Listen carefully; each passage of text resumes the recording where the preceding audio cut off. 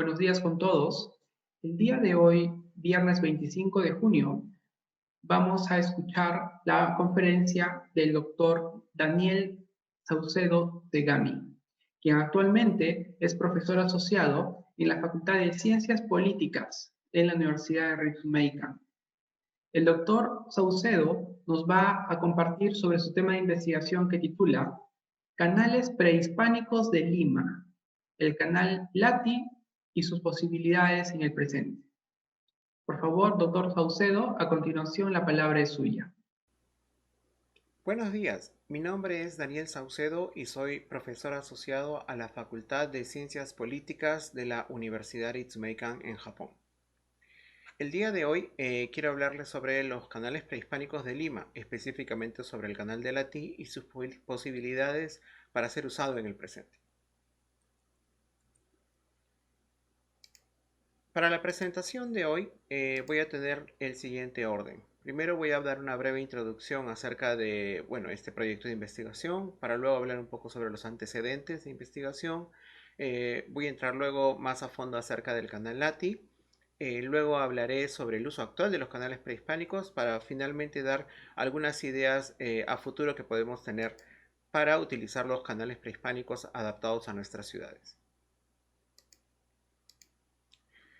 Primero, quisiera conversar un poco acerca de por qué estoy realizando este proyecto de investigación. Bueno, yo soy director del proyecto de arqueología pública Huacas de la Molina, que estamos realizando en Lima, Perú, desde el año 2017. Este es un proyecto que trata de acercar de alguna manera los restos prehispánicos que se encuentran en el distrito de La Molina al público general, ya sea a través de algunas actividades que sean, por ejemplo, de guía, algunas actividades de información o a la vez también trabajando con actores sociales locales, por ejemplo, gobiernos locales, ONGs locales o también asociaciones o colectivos locales para tratar de darles información, ayudarlos a entender más acerca de su propio patrimonio arqueológico y tratar de ver cosas a futuro. Sin embargo, no todo lo que es patrimonio arqueológico es tal como lo vemos hoy en día con respecto, por ejemplo, a las huacas, ¿no? Usualmente cuando nos hablan de patrimonio arqueológico pensamos solamente en estos grandes monumentos arqueológicos, estas grandes huacas que parecen montículos, algunos de ellos trabajados, otros no. Eh, y simplemente no nos imaginamos que haya cosas en el presente que todavía podríamos estar utilizando. Casualmente parte de ese patrimonio arqueológico son justamente los canales prehispánicos, que en el presente aún se siguen utilizando, solo que no todos son tan visibles en la ciudad. Ahora, ¿cómo poder integrar esos canales del pasado en el presente? Eso es algo que justamente estamos tratando de ver en nuestro proyecto.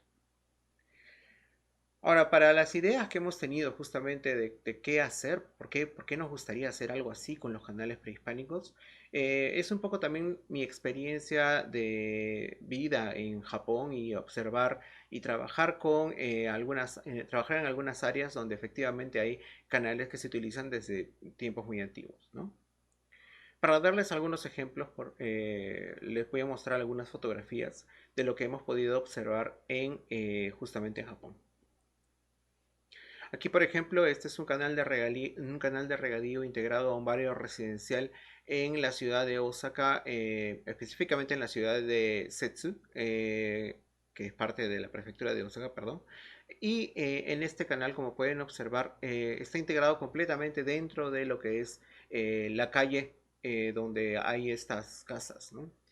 ¿Qué es lo interesante de aquí? Este espacio, ¿no? Este canal era antiguamente simplemente un canal de regadío.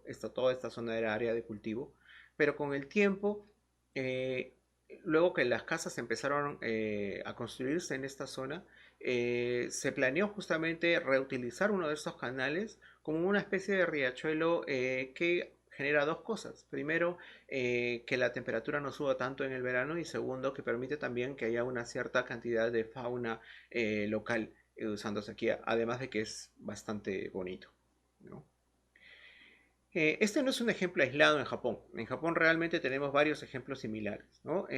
Muchos de los canales y ríos en Japón están reencausados artificialmente. dentro de las ciudades, ¿no? Este, por ejemplo, es otro río muy cercano al anterior, que tiene su cauce semi-artificial. Lo interesante de aquí es que es reutilizado en parte por la ciudad de Ibaraki y la ciudad de Setsu como un área de recreación, pero también un área verde, ¿no? Entonces este canal, eh, que tiene agua casi todo el año, tiene la ventaja de que ciertas áreas han sido mantenidas como áreas silvestres, lo cual ha logrado que cierta fauna silvestre se pueda encontrar acá, como pequeñas nutrias, por ejemplo, y algunas garzas, ¿no? Esto realmente ha sido un poco aprovechando lo ya existente dentro del río y simplemente acomodando la parte del canal alrededor.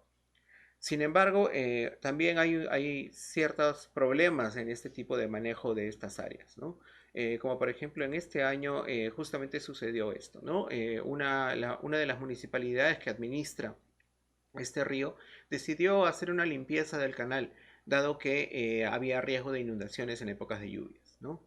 Ahora, lo interesante de aquí es que si bien ellos dañaron en cierta manera un poco la vegetación, porque bueno, la vegetación era parte de lo que justamente entrampaba el agua del río y que podía causar que se desborde, a la vez también un grupo de ONG local llamado Kawaii no Kai, se animó a más bien tratar de recuperar todo lo posible la fauna que estaba en esta zona que iba a ser impactada justamente por este proyecto y luego ha estado haciendo un seguimiento del río una vez terminado el proyecto para reinsertar, por ejemplo, aquellos animales que habían sido sacados de aquí o también para poder tratar de renovar la vegetación de la zona, ¿no? Entonces los ríos se pueden convertir cuando ya son algo más que simplemente un área para llevar agua, se pueden convertir en algo mucho más grande, ¿no? Algo que puede integrar social y culturalmente a diversos grupos interesados, ¿no? Y además fomentar lo que es participación ciudadana. Ahora, ¿es posible esto en el Perú? Eso es un poco lo que podríamos preguntarnos, ¿no? Para eso un poco tendríamos que ver algunos antecedentes acerca de lo que son los canales en el caso de Lima, por ejemplo, ¿no? Bueno, en general en todo el Perú, en toda la costa, tenemos unos 53 valles, ¿no? Y dentro de ellos, en la costa central, en la provincia de Lima, tenemos particularmente tres ríos grandes, ¿no? El Chillón, el Rímac y el Lurín, ¿no? Ahora, como todo el mundo sabe, estos ríos no tienen realmente un caudal completo todo el año. Hay épocas en las que efectivamente no tienen mayor cantidad de agua y además como son utilizados en diversas actividades durante todo su recorrido, no llegan a terminar todo su cauce con agua completa, ¿no? Sin embargo, mucha del agua de estos ríos también es canalizada en gran parte de su recorrido y alimenta sus valles, ¿no? Ahora, obviamente, siendo una ciudad tan grande, la ciudad capital de Lima, tenemos el detalle de que la mayor parte de estos canales ya no son visibles, ¿no? Y además, como toda el área cultivable ha ido desapareciendo, también los canales han dejado de tener ese uso específico de ser de servir para poder irrigar tierras de cultivo, ¿no? Si queremos tratar de darnos una idea de cómo era antes, en todo caso, el Valle del Rímac, podríamos mirar un poco al costado, al Valle del río Lurín, ¿no? Y aquí, por ejemplo, nos damos cuenta, ¿no? Que efectivamente son áreas amplias, ¿no? De mucho cultivo, donde el río pasa al medio, pero se ha aprovechado justamente los alrededores del río para canalizar agua al costado de los cerros, ¿no? Esto es un patrón muy típico en el caso de la costa peruana, ¿no? Esto permite que, por ejemplo, áreas que probablemente serían eriazas o no cultivables se integren dentro de esta zona cultivable, ¿no? Ahora, en el caso del río Lurín, todavía se pueden encontrar bastantes áreas de cultivo que son áreas de cultivo individual como también industrial, ¿no?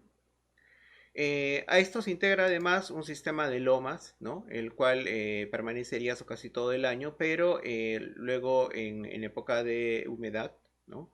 Eh, termina reverdeciéndose, ¿no? Como por ejemplo en el caso de esta quebrada, ¿no? Ahora, sobre los canales prehispánicos, ¿no? Vamos a entrar un poquito más al detalle ahí. ¿Qué es lo que tenemos aquí? Bueno, los canales prehispánicos han sido estudiados en diversos momentos, ¿no? Ya por ejemplo, tenemos los estudios de María Rostorovsky en el año 78 que empezaba ya a dar una idea de cómo eran justamente estos canales a través de estudios históricos, por ejemplo, ¿no? El Felipe Mejía Guamán también hizo algunos estudios similares, ¿no? Estos básicamente se centran, son estudios que se centran en registros históricos y observación in situ de los canales en esta época, ¿no? Y ya luego, entrado este siglo, tenemos otro tipo de investigaciones, ¿no? Como son los de Narváez, Chacaltana y Cogorno, y últimamente también de Javier Lizarzáburu, que se centran en otros temas más específicos. Para empezar, estamos tratando de ver cómo estos canales se conectan justamente con el registro arqueológico que ya tenemos en los sitios arqueológicos que están ubicados en todo el valle. Además, se está aprovechando herramientas de información geográfica, GIS, para tratar de ver si efectivamente estos recorridos son los recorridos más aptos y además cuál sería el caudal que podrían tener en diversos momentos. Por último, se está añadiendo este elemento de patrimonio cultural, en el cual justamente estos canales se están tratando de alguna manera de integrar dentro de lo que es toda la red de patrimonio cultural que integra sitios arqueológicos y sitios históricos dentro del valle, ¿no? Para darnos una idea más o menos de cómo es la distribución de canales en estos tres valles, tanto en el río Chillón, en el Rímac como en el río Lurín, podemos observar este mapa que realizó justamente Narváez y que nos da una idea muy clara de que efectivamente el agua ha sido llevada en diversos momentos en canales que aún todavía se siguen reutilizando y donde los puntos naranjas marcan sitios arqueológicos, ¿no? En una gran distribución, ¿no? Dentro del valle. De todos estos canales, quizás el más conocido es el del río Surco, ¿no? El río Surco es uno de los más que tiene un recorrido muy amplio, ¿no? Empieza justamente dentro de lo que cuando el valle del río Rímac es estrecho y cuando se empieza a ensanchar empieza a ir justamente hacia el sur, ¿no? Y termina desembocando en Chorrillos, ¿no? Parte del canal ha sido reutilizado justamente en ciertas áreas, como por ejemplo en el distrito de San Borja, para darle un toque justamente ornamental, ¿no? Y de alguna manera también integrarlo dentro del área urbana, ¿no? Sin embargo, mucha gente piensa que este es el único canal que está en uso actualmente y no es así, ¿no? Justamente a través de las investigaciones que venimos realizando en el distrito de La Molina, nosotros hemos estado identificando un poco más el recorrido actual de justamente del canal Lati y lo que podemos observar en el presente. Entonces, para ver un poco cuál es el canal Lati, lo pueden observar aquí en el mismo plano. Es este el recorrido. Como lo pueden ver, a diferencia del río Surco, el canal Lati se extiende bordeando los cerros que vienen desde el distrito de Atep y que bordean todo el lado de la Molina, ¿no? Ahora, este es el canal central, ¿no? Sin embargo, tiene varios ramales que efectivamente marcan diversas áreas de distribución de agua, ¿no? Este canal ha sido utilizado en diversas épocas, justamente a través de los estudios de Chacaltana y Cogorno, que hacen una reconstrucción en GIS de su distribución. Podemos ver que desde periodos muy tempranos, como el intermedio temprano en el 200 a.C., por ejemplo, ya algunos sitios estarían asociados a este canal, lo cual nos estaría diciendo que es muy probable que el canal pertenezca a este periodo, ¿no? La construcción de esta gran construcción del canal, ¿no? Y como podemos ver hacia la derecha, ya para el periodo intermedio tardío, ya cuando estamos hablando del 1000 después de Cristo hasta casi el tramado que viene antes de la conquista española, se mantiene igual. Por lo tanto, justamente el canal Lati nos puede dar una idea muy clara de un canal que distribuye agua de la misma manera en mucho tiempo y en diversas épocas para diversas sociedades, ¿no? Sin embargo, bueno, para tratar de observar un poco más claro esta distribución, nosotros aprovechamos un poco las fotografías aéreas que hay del Servicio Aerofotográfico Nacional. Disculpen el japonés abajo. Esta acá, por ejemplo, es una fotografía del año 61 donde se pueden observar tres de los grandes sitios arqueológicos del distrito, Huaca Granados, Huaca Melgarejo y parte de lo que es el sitio de la Puruchuca, que está en límite con Ate. Y lo que pueden ver ustedes aquí es básicamente el recorrido del canal Lati. Como pueden ver, en las áreas que son un poquito más oscuras, de rayas un poco más oscuras y que atraviesan esta fotografía, esto también es parte del canal, son justamente los ramales del canal, ¿no? Este de aquí, por ejemplo, es uno que todavía se mantiene en parte de lo que es la avenida Javier Prado, ¿no? Y este de acá se refiere a uno que bordea la Universidad Agraria, ¿no? Que es la que se encuentra aquí abajo, ¿no? Este, bueno, aquí también podemos observar algunas de las antiguas haciendas, como la hacienda Melgarejo, por ejemplo, acá, y algunos montículos pequeños que ya han desaparecido, que son también parte del sitio de los restos arqueológicos que habían en esta zona y que probablemente ahora estén abajo de las casas y los parques. Ya en el presente podemos ver, por ejemplo, cómo toda esta zona ha cambiado y toda el área de cultivo simplemente ha desaparecido, lo cual ha implicado que el canal, si bien todavía se utilice, ¿no? Sobre todo para el área de lo que es la universidad agraria, ya no tiene realmente el uso original, ¿no? Entonces realmente el agua se distribuye más que nada para poder irrigar parques. Dentro de ellos, por ejemplo, podemos todavía observar algunos de los tramos. Por ejemplo, en el sitio de la Puruchuca, todavía podemos observar cómo es la parte inicial del canal, ¿no? Inclusive parte de lo que se utiliza y al parecer una parte que ya no se utiliza, que probablemente habría sido prehispánica también, ¿no? Dentro de ello también, por ejemplo, se puede ver la relación con el sitio arqueológico Huaca Melgarejo, aquí abajo. Y es bien interesante porque en fotografías del año 44 podemos observar justamente que Huaca Melgarejo tiene aquí abajo como límite justamente la Universidad Agraria y un pequeño ramal que va hacia esta área que es sombreado en color verde y que justamente es un área donde podría haber existido un reservorio, ¿no? Porque al parecer esta zona habría sido utilizada justamente eh, como un área donde se criaban ganado caprino, ¿no? Básicamente, ¿no? Aprovechando justamente este afloramiento de agua, ¿no? Este reservorio. Como se puede ver en el presente, bueno, ya no existe este reservorio, realmente ahora es parte de lo que es un pequeño anfiteatro en lo que está incluido dentro del parque alrededor del área de Huacamelgarejo. Pero en excavaciones que se han hecho anteriormente, en el año 97, se ha podido encontrar, por ejemplo, parte de sedimento, ¿no? Entonces es claro que efectivamente en esta zona teníamos algo, un reservorio de agua que se ha ido tapando con el tiempo, ¿no? Ahora, ¿cómo se está utilizando ahora este tipo de canales? ¿No? Hemos observado un poco cómo es que se encuentran, pero ahora queremos ver un poco qué es lo que pasa con ellos. ¿La gente realmente los utiliza? ¿No? ¿Cómo los utilizan? ¿No? Y bueno, hemos encontrado que efectivamente son utilizados, pero a veces no utilizados de la mejor manera, ¿no? Uno de los grandes problemas es la administración de los canales justamente, y en el año 2019 hubo un problema con uno de ellos. Este es un ramal que está un poco más alejado en el área de la planicie, pero que es interesante, ¿no? Porque este es parte justamente de la administración de la Asociación de Irrigantes de la Planicie. Y al parecer, por un aumento de caudal no controlado, el agua terminó rompiendo un muro de contención que lo separaba de una casa y todo el agua entró en la casa, ¿no?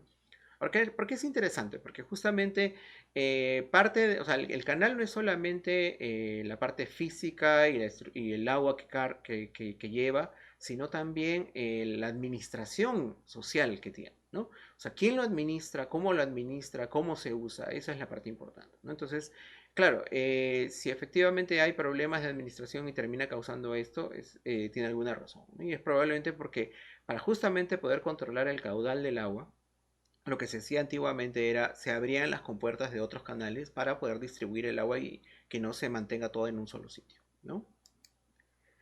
Es más, podemos encontrar también que gran parte del trazo del canal se ha ido tapando. Por ejemplo, aquí, de aquí este sector que está cerca del Colegio La Recoleta, al frente, es una zona que al parecer no aparentaría mayor cosa, pero esta gran vereda que podemos encontrar acá y justamente parte de lo que está en la pista es parte de lo que es el canal del río Lati, ¿no?